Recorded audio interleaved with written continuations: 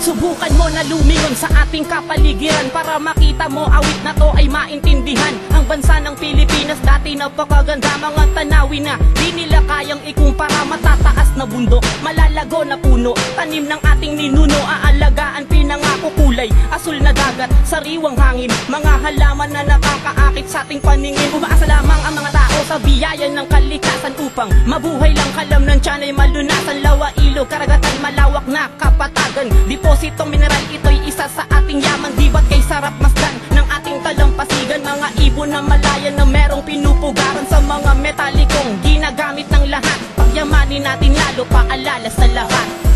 Gandi ng kalikasan, di mo to kayang pigilan. Ang pagdating ito, di mo alam kung kailan. Kaya hanggat maaga pa, dapat tigilan mo na yan. Huwag nang abusuhin pa ang ating kayamanan. Nasa na ang kagandahan kung kalbo ng kagubatan? At paano ka iinom kung marumi ang katubigan? Di ba't nakakarimarim at nakakasimpatya? Ang maganda na paraiso ay biglaang nawala. At bakit tila lumala at di nagbago ang sistema? Bakit ba patuloy na dumarami ang nagmimina? Sinong dapat nasisihin sa mga bagay na to? Kundi ang mga illegal na mang totrosong abusado. At ano ba ang dahilan kung ba't nagkakaganito? Ito na ba ang dating yamang tinuring nating ginto? Ang kalbo na kagubatan at mga lantang halaman, pati na ang mga hayop na wala na rin tirahan. Ano pa ba ang dapat patunayan at dapat gawin para lang magbago? Di na ba talaga kaya pigilan ng mga tao para lang mabago ang kanilang mga paniniwala at mga maling paraan ng pagsira? Kaya naman hindi mo pasisisi kung bakit kalikasan ay lumuluha.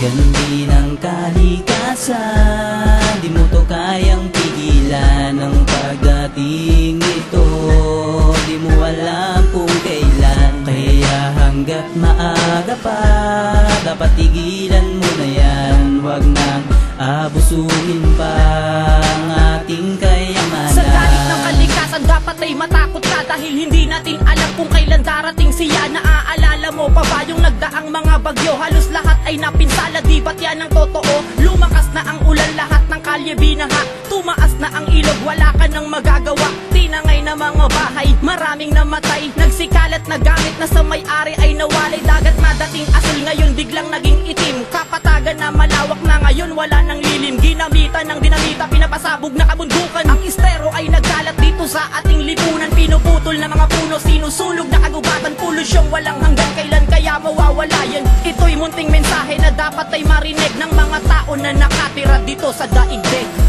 Gandi ng kalikasan, di mo to kayang pigilan. Ang pagdating ito, di mo alam kung kailan. Kaya hanggat maaga pa, dapat tigilan mo na yan. Huwag nang abusuhin pa ang ating kayamanan. Hanggang larawan na lang ba ang magandang kapaligiran? Nasa na ang paraiso na dating tinititigan ng ating mga mata na ngayon ay di na makita? Ang dating magagandang bundok ngayon pinatag na, at wala na ang mga puno na nagbibigay ng lilim, na siya ring nagbibigay sa atin ng sariwang hangin. Sino bang napeperwisyo? Di ba tayo rin naman? At isa sa halimbawa ang nangyari sa iligal at sa Cagayan de Oro na labis na naperwisyo dahil sa pamamalakad ng illegal na pagtroso. Huwag na nating hintayin na mangyari pa to sa atin. Tama ng isang unday na dumating sa buhay natin. Ano pa ba ang dapat na gawin para lamang matigil ang pang-aabuso? Di na ba talaga kayang pigilan ng mga tao sa mga pagtutroso? Ilan pa ba ang mga inosente ang dapat madamay at magsakripisyo sa mga mali na ginagawa ng mga taong sagupat ay pumerwisyo? Gandi ng kalikasan, di mo to kayang pigilan. Ang pagdating ito, di mo alam kung kailan. Kaya hanggat maaga pa, dapat tigilan mo na yan. Huwag nang abusuhin pa ang ating kayamanan. Gandi ng kalikasan, di mo to kayang pigilan. Ang pagdating ito, di mo alam kung kailan. Kaya hanggat maaga pa, dapat tigilan mo na yan. Huwag nang abusuhin